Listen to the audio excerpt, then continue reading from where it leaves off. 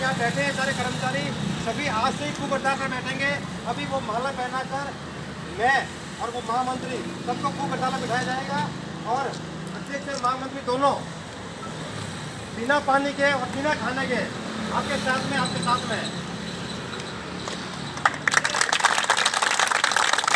ये टेंट लगाने की परमिशन दे देते हैं तो अपन शांतिपूर्वक जो अपना कार्यक्रम था उसके अनुसार बैठेंगे।